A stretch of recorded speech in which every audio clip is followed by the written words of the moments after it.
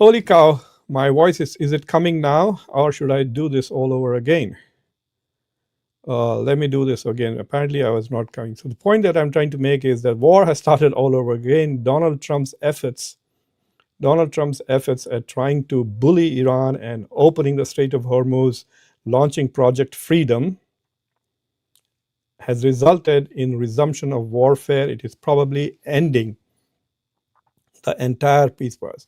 Donald Trump has made some really stupid decisions. He wants everything to end very quickly. So first he thought that I'll attack Iran, we will just bombard it, then the Iranians will surrender. Then I'll take this clown Raza Pahlavi and make him king of Iran, and he will recognize Israel and spend the rest of his life and all of Iran's resources advancing Israeli interest and like other Arab countries, and that's it. I'll be a great hero. Well, he didn't listen to his own intelligence. He didn't listen to his own generals.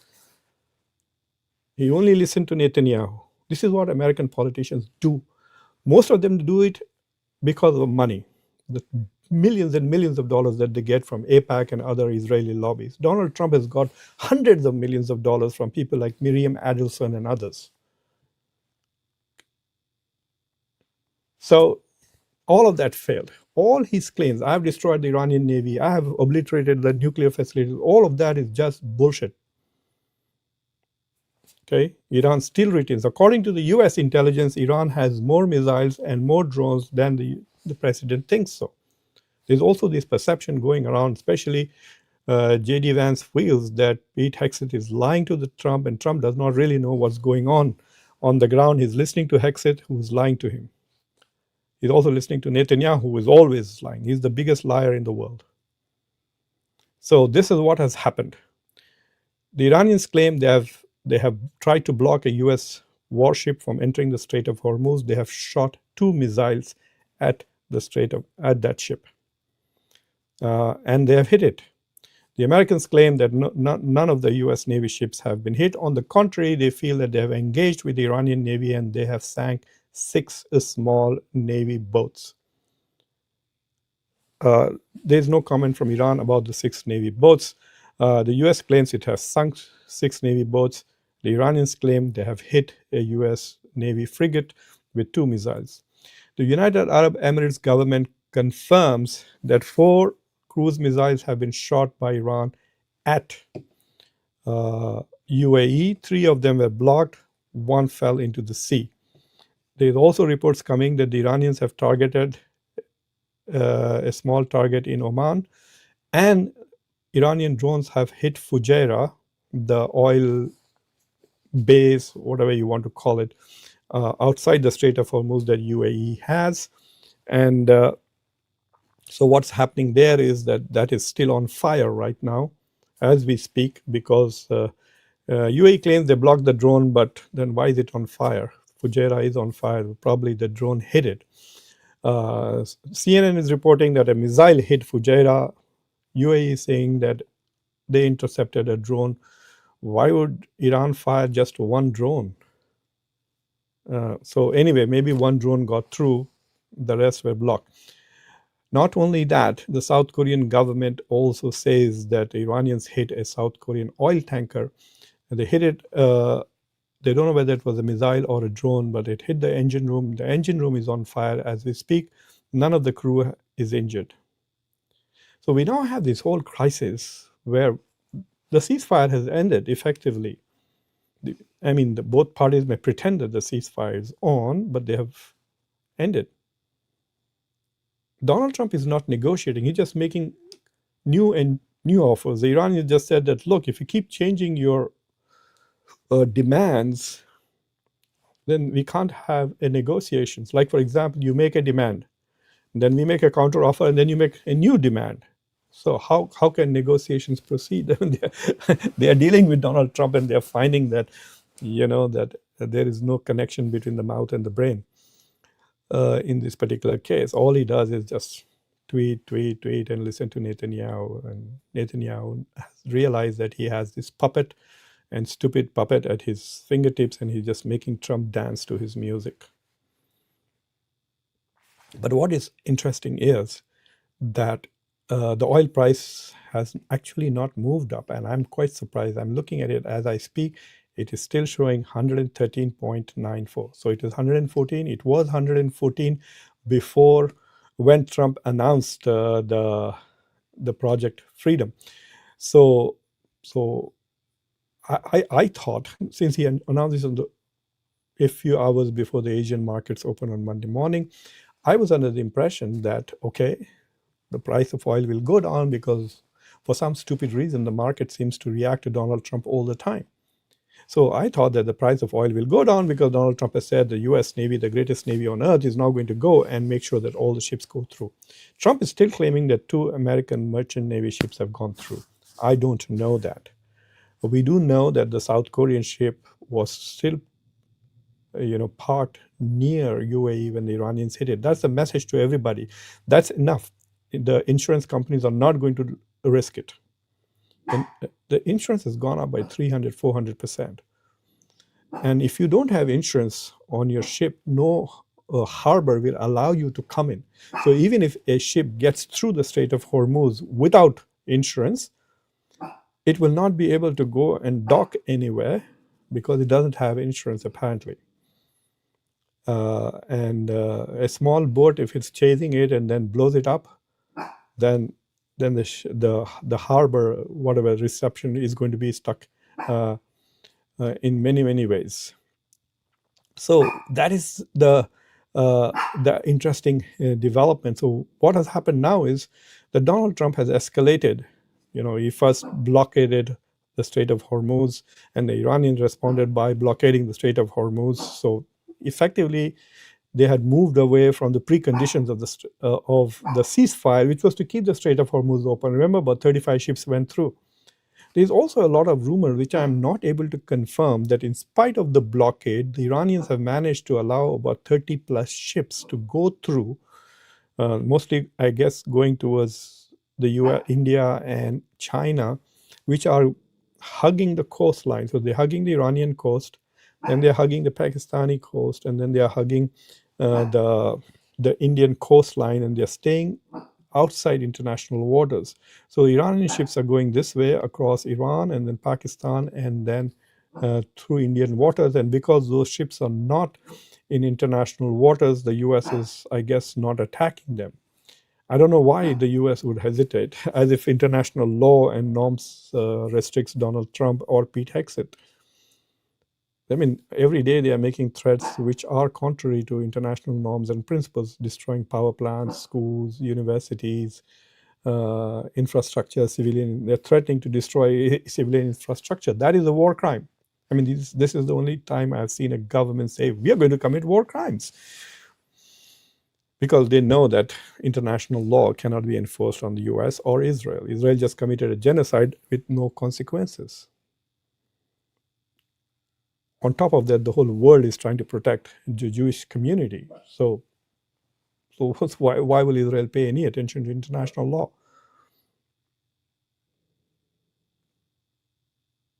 So I have a feeling that Donald Trump is now stuck in an endless war with Iran. This low intensity war will continue endlessly for a year or so if he does not back off. I don't know what is going through his mind. He talks so much to the press but does not make sense. Absolutely does not make sense. It's apparently clear that his cognitive capabilities are steadily on the decline. The reporter is asking one question, he answers another thing, and then goes on and on and on about that.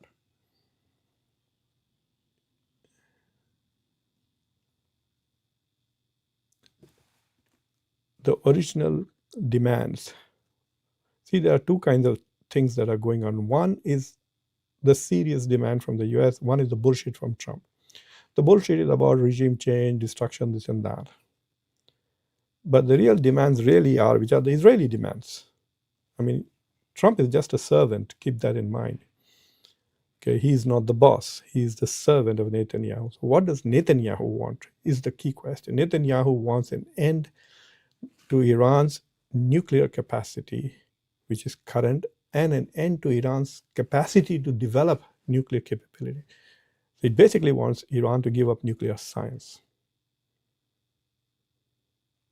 So not only whatever it has now, it has to surrender and should never be able to make a bomb 1,000 years from now. No matter how many Palestinians Israel kills or how many other countries it attacks, Iran should not be able to challenge. The Arabs will not challenge. The Arabs will surrender like UAE. All the Arab countries, one by one, are becoming Israel slaves. Morocco, Bahrain, UAE. The Saudis were on the verge of it, and that is what prompted the Hamas to do October 7th. The only king who is afraid of his public's opinion is Saudi Arabia, because remember, Saudi Arabia gave birth to Al Qaeda. They don't want that to happen again.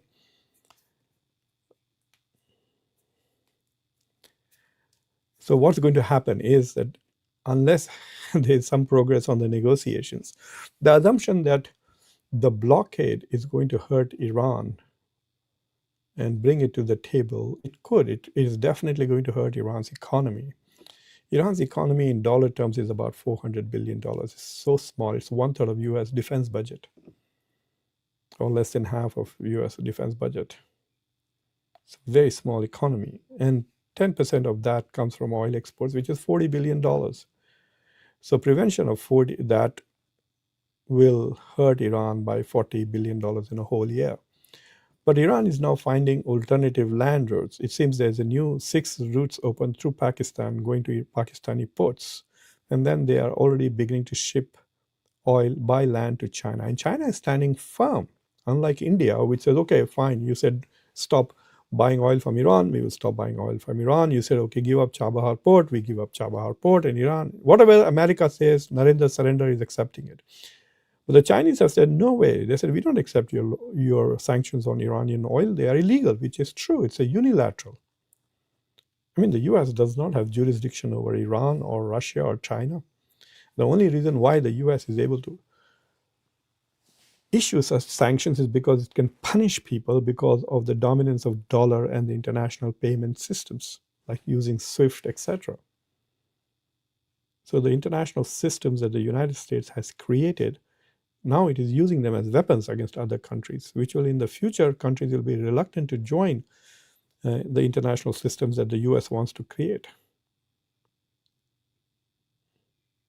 So the Iranians and the Chinese have found alternative ways. They're obviously trading in yuan or even bartering, and so they don't have to worry about American sanctions at all. So in that sense, it is quite possible that Iran, which has a very resilient population and is used to sanctions, they've been under sanctions for 40 years, they may withstand longer than Donald Trump thinks.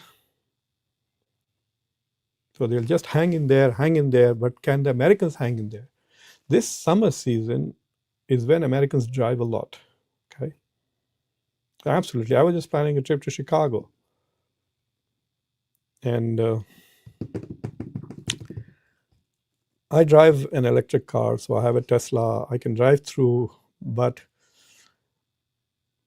it's cheaper to charge after 11 p.m. than during the day. But if I'm driving long distance, then I would have to keep charging it. So it will cost me a lot of money. I'm thinking twice of doing that or not.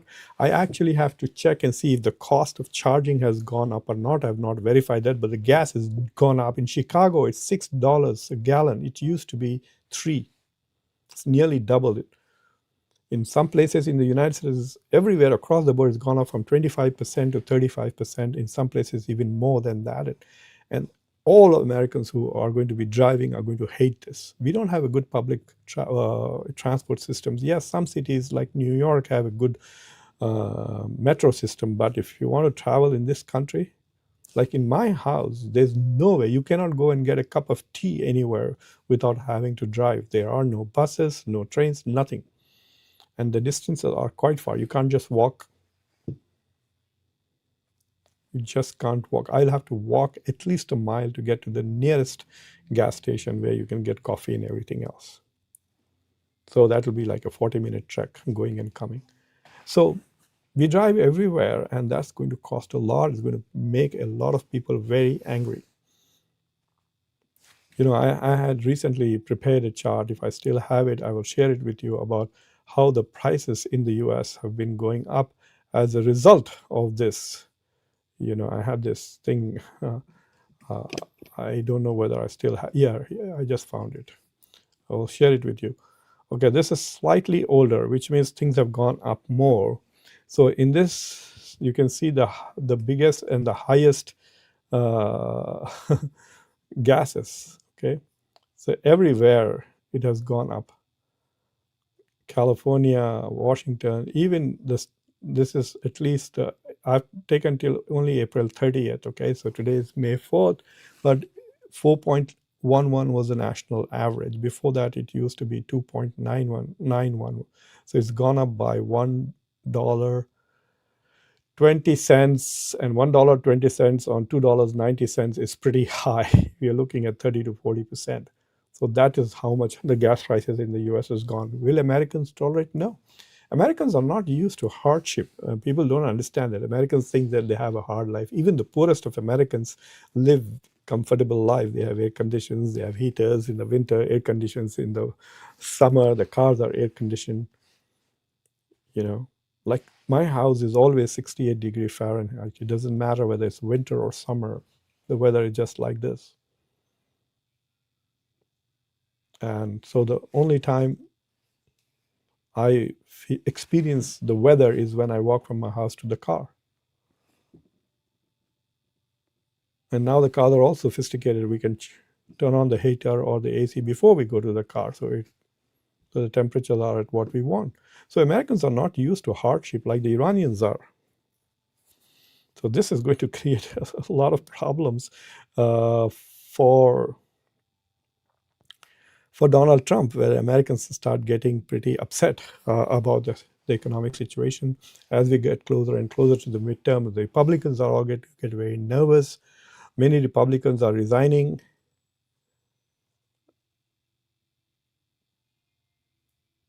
So this is where we are. So I'll be happy to take some questions. For those of you who are watching from India, I just want to let you know that I just recorded, in fact, I just did a live show on the interesting midterm elections in India.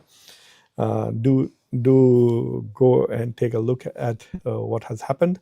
And there has been some fascinating developments. BJP has won West Bengal in a massive way for the first time, and there have been the four big states: Assam, Bengal, Kerala, and Tamil Nadu. Except Assam, where BJP has increased its control on the state. All the other three states, basically, the incumbents lost. So it's a massive anti-incumbents. Mamta lost in Bengal. DMK lost in a big way in Tamil Nadu. The election of Tamil Nadu was quite fascinating. So please go and watch my take on it. It might be quite different from everybody else.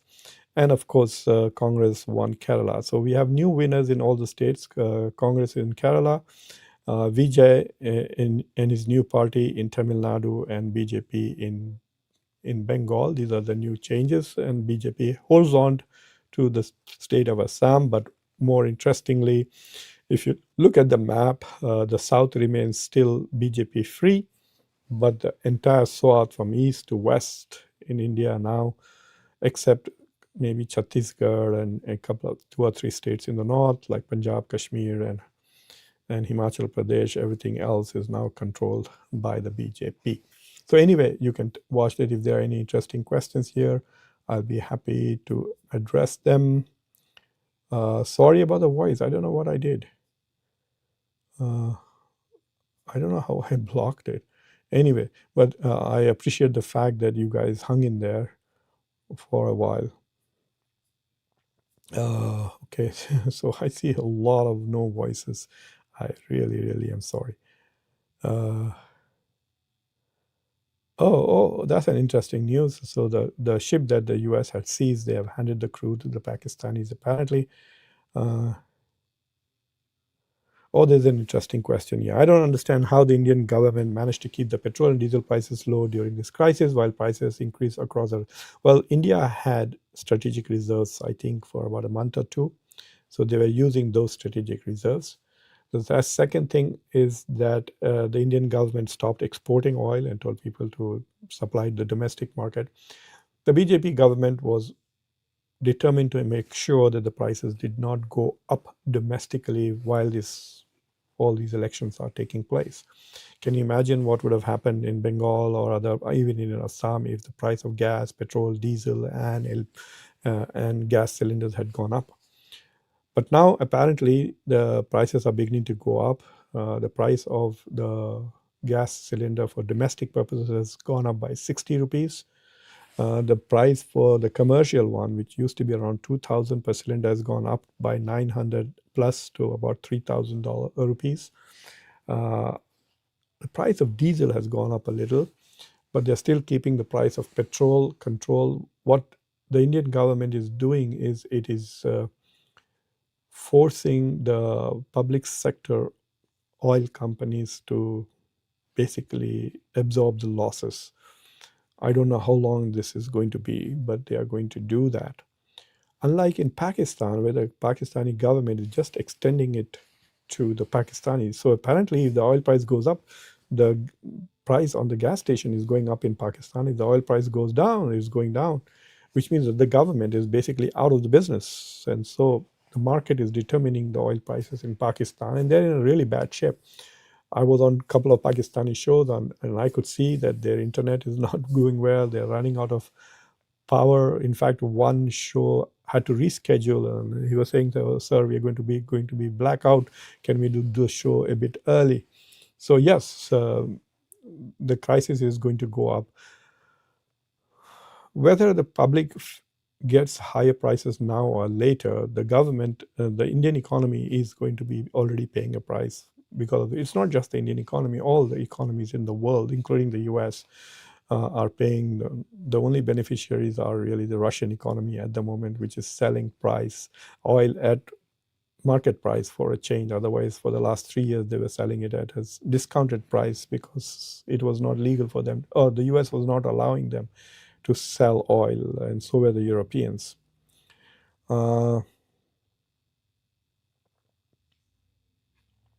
China has been very vocal. They have condemned the US attacks and Israeli attacks repeatedly. They have made some very strong comments about Israel. They have called these attacks illegal, violation of international law. And they have told the US quite bluntly that they do not take US sanctions on Iranian oil as a legal thing, because they said the US sanctions themselves are illegal because they're not sanctioned either by WTO or the UN. It's not an international body. It is just the US making the laws, and the US cannot do that unilaterally. That is the position that the Iranians. Now it's a different thing that whatever the US does is effective. It really works. And so the Iranians are saying they will find whatever ways they can to get around it. And so there are many companies now in China who only deal with Iran, and they don't deal with anybody else. So the US is kind of not able to sanction them. They're called teapot refineries, for example.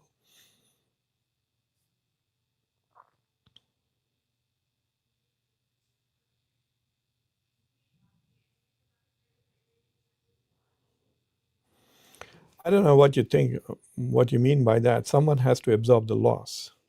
India is not getting oil on a cheaper price. India is buying it at the same price everybody else. Different countries are managing it differently.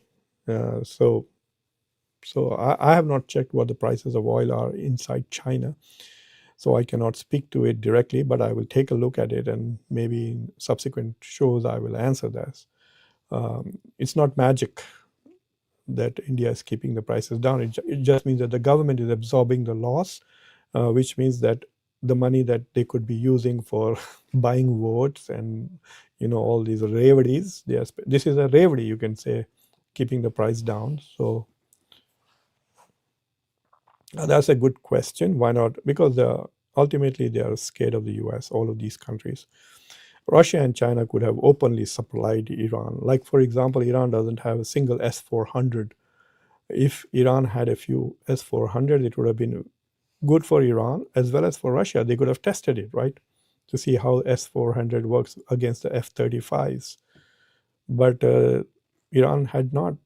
Now, I don't know why the Iranians didn't buy it and why the Russians did not sell it to them, but they could have shipped them a couple during this war. They didn't. And so They say the Chinese and Russians have provided intelligence, and now the Chinese have provided something called manpad. They're like the old Stinger missile that the US has, and one of them was responsible for bringing the F-15 down.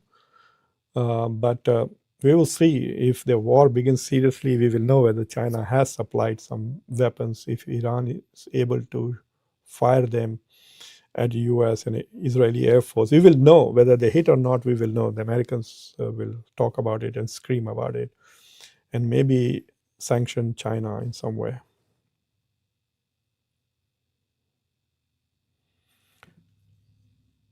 I'm not sure that India and Pakistan have good relations. They have even withdrawn the high commissioners right now. The embassies are still functioning because they need to have those, but they don't even have high commissioners in each other. Hi, Christopher Moses. Aren't you supposed to be a full member of Conversations? I don't see the indication. Have you dropped me?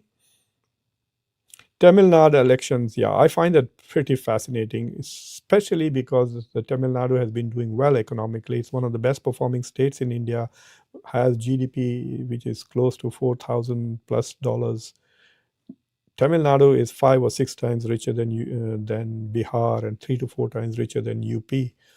So, I mean, some of the biggest things that have happened to India have happened in Tamil Nadu, like iPhones are made in Tamil Nadu, new semiconductor investments, a lot of new investments have come in. It's a highly educated state. So, why are people anti incumbent is the question. And their anti incumbency is not like if people see the politics in the last 15 years in India went from being Congress versus the rest to BJP versus regional parties. Congress became irrelevant in most places.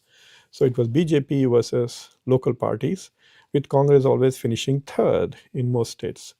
So Nitish Kumar in Bihar, Mamata Banerjee in Bengal, Chandrababu Naidu in Andhra Pradesh, BRS in Telangana. So it was all of these things, right? It was regional party versus. So whenever people abandon a regional party, they would go to BJP. Except what happened in Telangana, where they went to Congress and not to BJP. So you see a very interesting trend in the South that the anti incumbency is not benefiting BJP, it is benefiting somebody else. So in Telangana, they went to Congress, but in Tamil Nadu, they went to this new character, Vijay, this movie star, superstar with a new party. It's not very clear. Vijay said something that is stuck in my mind. He said that he's ideologically opposed to BJP and politically opposed to DMK, which means the shift in Tamil Nadu is not ideological. They just got tired of DMK's corruption. And they found a guy who is like DMK but has no corruption record because he's never been in power. We'll see what happens when Vijay becomes the chief minister. And he's like Imran Khan promising in Pakistan that a superstar saying, I will provide free, honest governance. Well, let's see if Vijay can provide honest government, and all the other candidates that he has. He is going to probably end up with about 100 plus. The last time I checked, he had already got 90 wins. He's on track to win 107 if these 100 people are really honest. And can they remain honest with all the temptations in Indian politics? It's one of the most corrupt political system. So much money. So I think that's an interesting development that while there was anti-incumbency, BJP did not benefit from it. We will see what happens. Congress missed a great opportunity to align with it, but Congress is saying that DMK was a very strong partner, so they could not abandon a strong partner. I think everybody underestimated Vijay. DMK underestimated him. Congress underestimated him. BJP, everybody underestimated him. Vijay. People thought that, yeah, he'll be popular maybe in urban areas, but they never thought he would have such a great performance. And so that is, and of course, Kerala was also Congress coming back and forth. So we now have a very divided country. The South is completely BJP free. I mean, Andhra is aligned, but it's still not BJP majority. BJP has a very good track record of destroying its regional partners. So what happened to Bihar? See, last time Bihar and Nitish Kumar was the number one partner, BJP was number two, and then puss, BJP became number one. The same in Assam now, BJP won it all alone. And I think eventually BJP will do that to Chandrababu Naidu also in Andhra Pradesh if he continues to support BJP for a long time. But anyway, I think the impact of the North-South divide, which is now ideological, will also be intensified by delimitation and how BJP handles it, because BJP is going to try to ensure that Modi wins in 2029. And remember, Modi has a minority government. They did not get a majority by themselves in the 2024 elections. There is a lot of chatter in India that SIRs and has been used to rig the elections. The election commission has become very pro. The kind of statements Hemant Basu made, if anybody, any politician from any other religion had made it, he would have been disqualified and gone to jail. There are enough laws that Hemant Basu has violated, but the election commission has done nothing against him. So yes, it's very clear that the election commission is biased in the favor of BJP. Even CRPF and others, I'm seeing the police, they're flying BJP flags or Hindutva flags. So yes, the state has been captured fully by the BJP. So while people are happy about it, they must realize that that means that democracy has become very shallow. And but Tamil Nadu elections are fascinating, and specifically for this reason, as to that they were doing economically well, and yet people turned against them. Why is there so much corruption in the South? It's unbelievable. If you remember the Adani case of corruption is also tied to states in the South, Andhra Pradesh.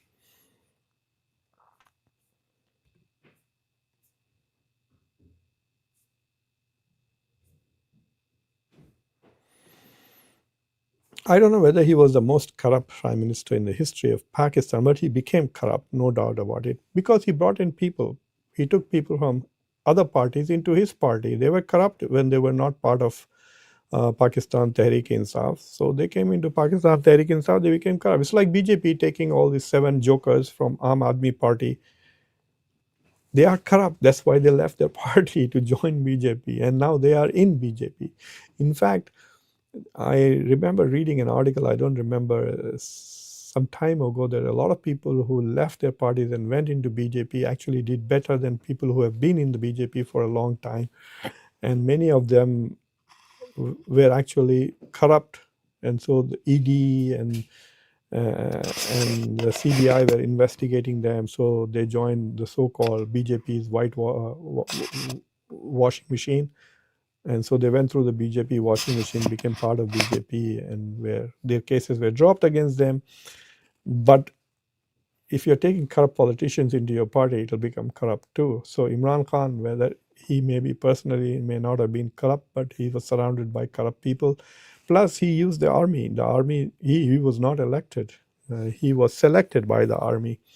So if he's willing to go that route, the negative way, to win elections, then you can say he may not have been financially corrupt, but definitely was politically corrupt. He did not win the elections at all.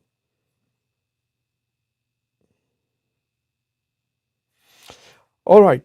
So thank you very much for watching Conversations. I will see you when I see you, probably tonight. Thank you for watching it. I have 2 wonderful shows. Please go watch. One is a question that I asked of Zafar Sarashwala, who had a long meeting with India's National Security Advisor, Ajit Doval. And I asked him, why are Muslims insecure in Ajit Doval's India? He's the National Security Advisor. He's not able to protect Indian citizens from being lynched. There's no law and order. Look at the violence now going on in West Bengal right now. Go and look at the pictures on social media. So watch that show. And then I also had a very, very thoughtful show with Ambassador Talmiz Ahmed. Talmiz Ahmed Saab was the ambassador to UAE, to Oman, to Saudi Arabia. Nobody knows the Gulf better than he does. So please watch those two shows. And if you're not subscribed to the channel, subscribe to the channel, like this video, press the bell icon, and share this video with your network. Bye.